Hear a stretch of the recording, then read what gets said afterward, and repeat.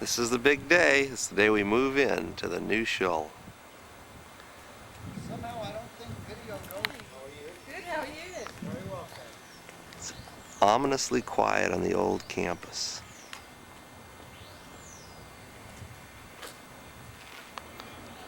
But inside, there's a lot of people.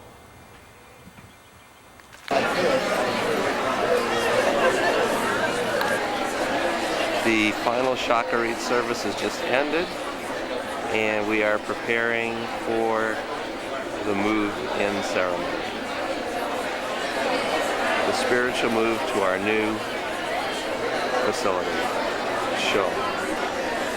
Some of the past presidents have been asked to come to the front.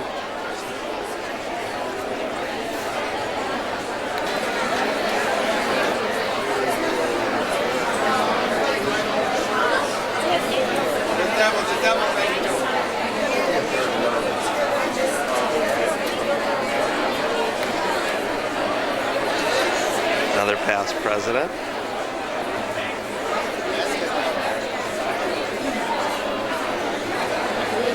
A lot of happy people.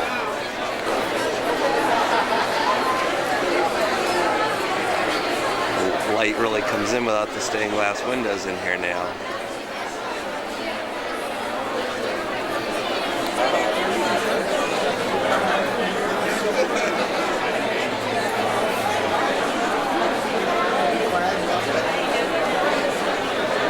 Hard to quiet the crowd down. Everyone's very excited.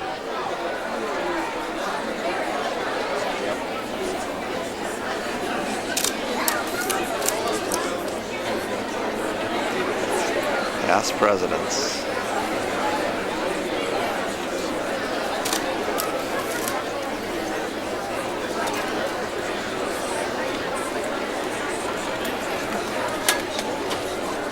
What you call a full house. Girls of all ages. Good morning. I'm really honored to be chairing today. This is a big event. For those of you who don't know my name, I am Adele Morris. I don't really recall volunteering for this job. But I think I was asked because everyone who knows me knows how much I love a parade. More important, I think of myself today as a choice representative of many of you who have been members for less than 77, or 50, or 20, or even 10 years. We became members immediately upon moving here in October of 1959. Just Leonard and I and two little boys. We didn't know anyone here. We didn't have any family here. So, this congregation became our family, and this building our second home. More often than not, I spent more time in this building than in my real house, where I really slept once in a while. My family has experienced every possible life cycle event right here. I even began my labor pains with Julie during an education committee meeting right there in the fellowship hall. We've enjoyed baby namings, 4 bar and bat mitzvahs, confirmations, graduations, Wendy's wedding, installations, birthdays, anniversaries, dramas, comedies, several feats, a few defeats, a lot of joy, and a lot of tears. This bima has been an integral part of most of my life for 41 years. So I think I earned the right to be chairman for this day. And I hope that the memories that you all have of this building will be equally sweet. I'm happy to call on Eric Ludin, one of our young past presidents, who did volunteer to share some thoughts with us this morning. Eric. Yeah.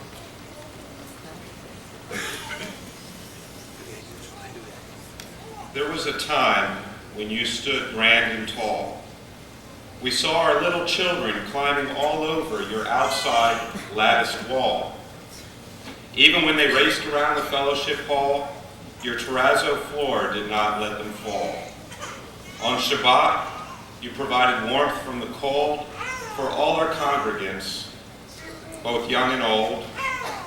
During Yizkor, we remembered our loss, and we always felt comfort under your tree with the Spanish moss.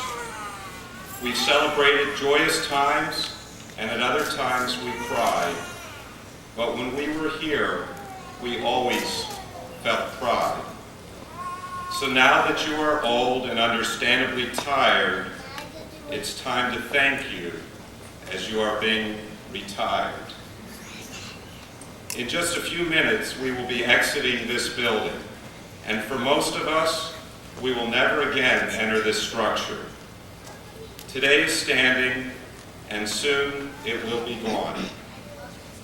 Before we leave, let us take one last look around. Look at the walls, the ceiling, the doors, the lights. It looks more than a little worn, doesn't it? It has literally seen its better day. But I suppose none of us will look so good when we get this close to our last day. So as we would at any farewell and send-off, we should try to imagine how this place looked at better times, at times that meant the most to you. Soon, everything you see will be a memory. We've all heard about the old Arlington Avenue home of B'nai Israel, and if we wanted, we could go down there and we could walk through the building.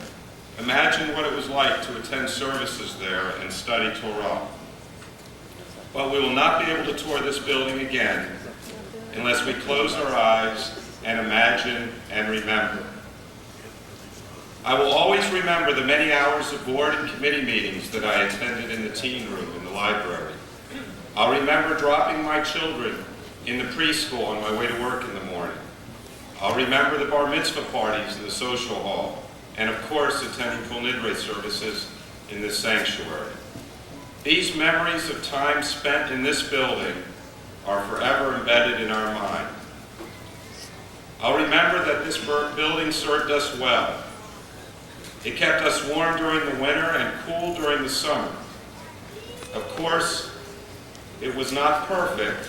Sometimes it worked so hard to comfort us that it went too far, and it blew too much cool air, to the point where women complained that it was too cold in the summer and they had to drape their husbands' jackets over their shoulders.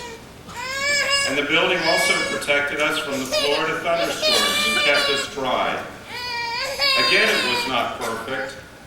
I recall that once the roof leaked, and not just anywhere. It could have leaked in a closet or in a hall, but it leaked right over the rabbi's bima chair, right there. And I wondered if the building was sending us a message. Well, I like to imagine that the building was telling us that it was tired and old, and having lived a full life, that it was ready to retire. And this building has lived a full life. It was dedicated 40 years ago in 1960.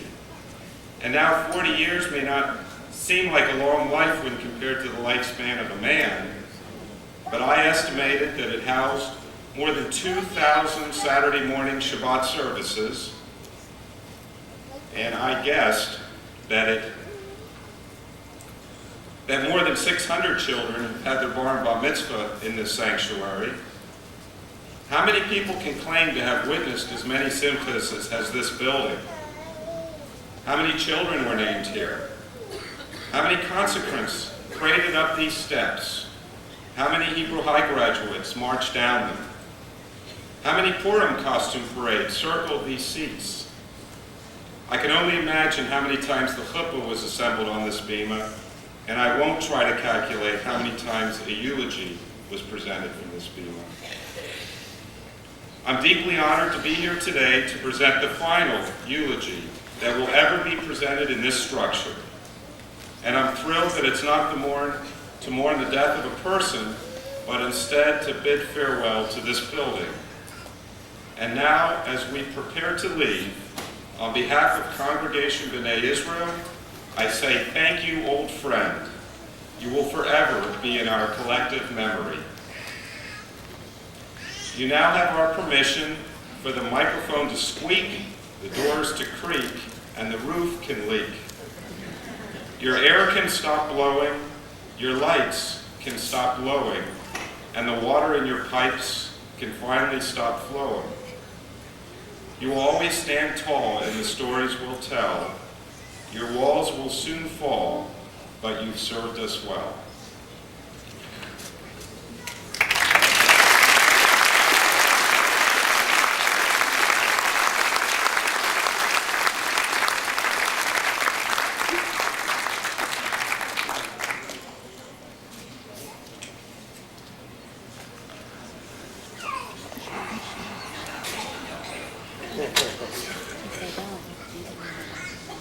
I'd like now to introduce Abe Mellitz. I ask you all to pick up the siddur that you have in front of you. Turn to page 809. This is the last reading we will do in this siddur in this building to make the history of our shul.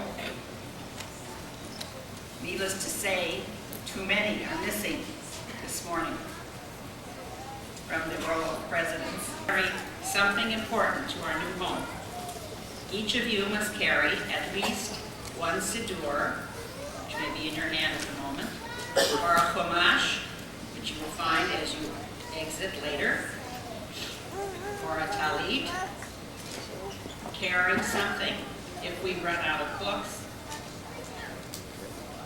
Sorry, you're still part of this congregation, and your very presence here is what is important, and your participation today and every day to follow is essential.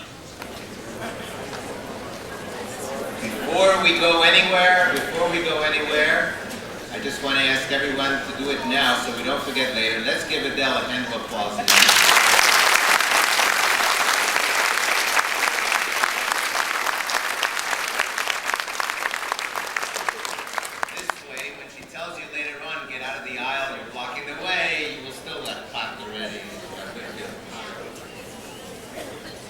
May I ask everyone to please rise in their